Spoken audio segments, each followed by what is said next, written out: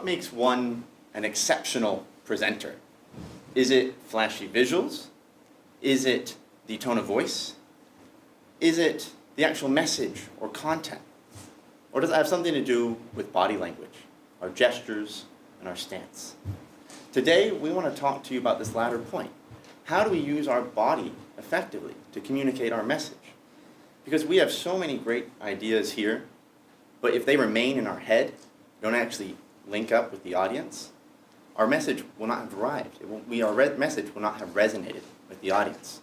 So body language plays a powerful role in how we communicate. And unfortunately, body language can also distract. We've seen this clip before of Michael Bay, right? He speaks, the teleprompter, he loses sight of what's happening, the teleprompter doesn't sync up, and he struggles. And all you see is his body moving around, and he's nervous. He's exuding it. So I want to give some color commentary as we rewatch as a class what is happening. So his stance at the beginning, it's okay, but his hands, he's meshing them, and now he's starting to turn from the audience. Again, his hands are clasped, he's looking a bit down, not at all of you, the audience, and he spins. He shows his back to the audience, and he can't regain composure. He's swaying back and forth, he's looking down, he's avoiding the audience. His nerves are coming out. Again, his hands, he's writing them. And now I think he's looking at the back of the stage. That's the exact opposite place from where you want to actually look. He's incredibly nervous, and now he exits stage.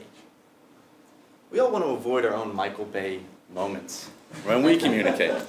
The last thing we want at a startup pitch or a meeting is to have that happen, is to have the body language take over from the message.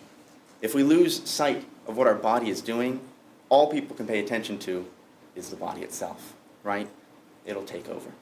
So that comes down to not only can it distract, but the body language is your superhero, right? That it can change, it's your superpower. Sorry, not a superhero. You're the superhero. But it's your superpower in the sense that we can utilize it to enhance and communicate with every person in the audience. We want to talk about that today from 3 vantage points. Colin is going to get us started in talking about how posture breeds success. Jung-Joon is then going to talk about how gestures to strengthen your message. Finally, Jennifer is going to close us out with how we think about the body posture of you, the audience, and how to interact with that. Colin, take us away. Communication begins before you even open your mouth to speak. Your audience's first impression of you is your posture and your position. And so it's important to know both how to stand as well as where to stand. And perhaps it's fairly obvious, but you should stand facing the people you're talking to. Don't stand facing your visuals and turning your back to the audience. That's not what we want to do. We can't communicate that way. It's also important to know where you're standing in the room. A position of strength in this room is somewhere in this center box. As long as you're moving around in the center, you're doing pretty well. Where you don't want to be is off in the corner cowering, or especially in front of any distractions. And this room is pretty good. It doesn't have that many distractions, but there is a window. And outside this window, there are cars, there are buses, there are bikers. And when I was standing over there, probably about half of you could see in your peripheral vision outside the window. And if a car were to drive by, your instinct, your reaction, would be to look out the window, and that would break your concentration and our conversation. And we don't want that either. And now that you know where to stand, it's important to know how to stand. So we're going to demonstrate a few positions, a few bad positions, that we've seen from us and some of you guys, and even from the presentations earlier today, that you shouldn't do. And the first one is hands in your pockets. This comes off as nonchalant, your shoulders tend to roll forwards, and it's very difficult to convey a strong message from this position. The second one is hands on your hips. When your hands are on your hips, you tend to look overbearing and powerful. And the third one is the fig leaf. This is where you're protecting your family jewels with your hands. And while it also looks timid, It's especially bad when you decide to gesture from this position. I want to show you something.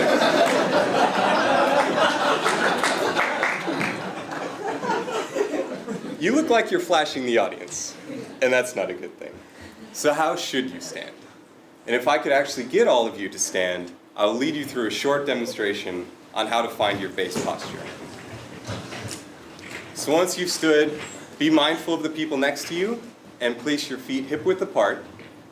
Close your eyes and look up towards the ceiling and lift your hands above your head. Get a good stretch underneath your shoulders and let your arms drop to the side. When you open your eyes, look down. This is your base posture. Thank you very much for participating. You guys can sit down now. Now that you've found your base posture, this is where you should gesture from, and it's where you should return to when you're finished gesturing. It may not feel the most comfortable, but it looks the most comfortable to your audience. Remember that your posture and position are the audience's first impression of you. But now that you know how to stand still, it's time to learn how to move. Gestures are important because it helps you communicate better. For example, if you use gestures, the audience remembers twice as much. It also helps you, the future speakers too, because it helps your memory when you speak. Also, beside the transition, your hand and arm movement is the biggest movement that the audience can see. You can either use it wisely or waste it on random and distracting gestures. I'm going to show you 3 types of gestures: the give, the show, and the chop. Here's an example. This quarter at the GSB, I went to this communications class. It was so great. I mean, you could feel that your skills are improving.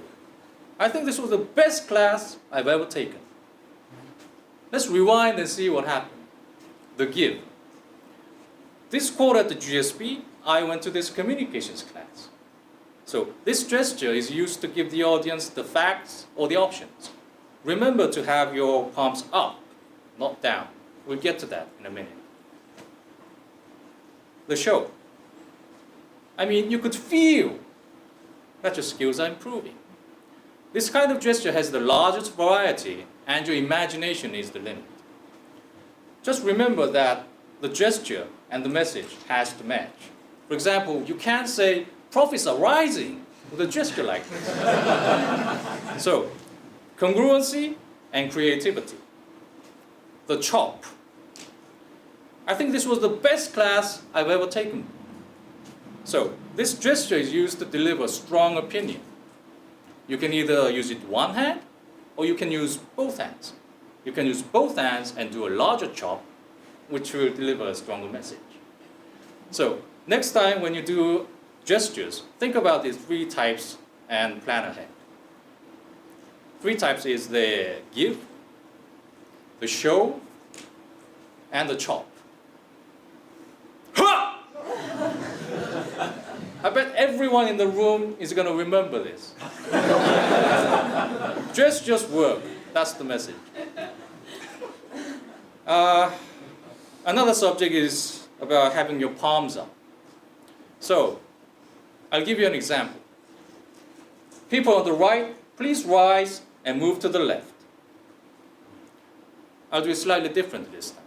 People on the left, right, please rise and move to the left. One more time. People on the right, please rise and move to the left. Do you see the difference?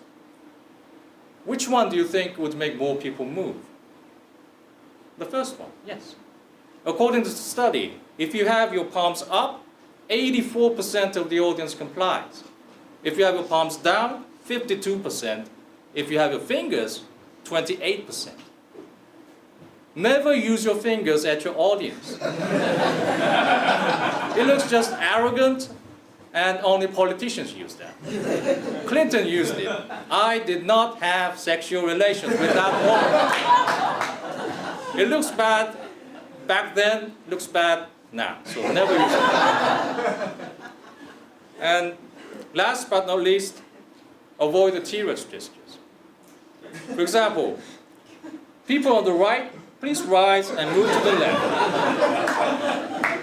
No matter what you do right, I mean, it looks silly. So loosen up, everybody.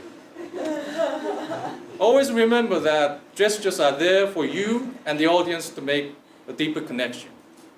So far, we've talked about the audience. Now it's time to focus on you, the audience. As Jongjun and Colin and Matt described, we've been focusing on the body language of the speaker. But let's not forget, who's the real hero here? As we learned in our first week of class, it's not me, the speaker, it's you, the audience. But what happens when the audience doesn't realize that they are on this hero's journey? Have you ever seen an audience that looks like this? Have you ever been that audience? It's okay, we all have. Whether we're playing on our phones, falling asleep and nodding off, looking at the clock, and calculating, can we make an escape from this room? We've all done it. But the thing is, it's the speaker's responsibility to understand what's going on with their audience, and body language is a powerful way to assess that. As a speaker, we can be so focused on our own body language that we never even notice what the audience is doing. And it's important to change that. So I want to share 3 strategies for how you can engage with your audience better by developing more observational skills. So first of all, absolutely be using the gestures and body language tools that we've talked about today and over the course of the quarter. But the second thing is to notice. Of course, you're going to be looking for eye contact, but look beyond it. Look at how your audience members are sitting. Are they fidgeting? Are they moving? Are they leaning forward, looking engaged and taking notes? Or are they zoning out? If your body language, your eye contact, and your efforts at being compelling are not working, then you can go deeper. You can try to surprise the audience with a question or use some humor. Or you can disrupt the audience. As students, we hate being cold called, but we know it's effective, right? Jason, what's your favorite color? Okay, very good. You got that one. As we all know, it's the fastest way to re-engage with a conversation with the speaker, so don't be afraid to use it. It's so important to keep your audience on track because they're the hero and it's their journey. Remember how Nancy Duarte told us that we are the Yoda to the Luke Skywalker, and our job as the speaker is to keep the hero on their journey. With that in mind, I think we've talked about 3 concepts that really remind each of us about how body language is your superpower. Use it, become that superpower, become that superhero, and we welcome any questions you have on how to stand strong, gesture effectively, and engage the audience. Thank you.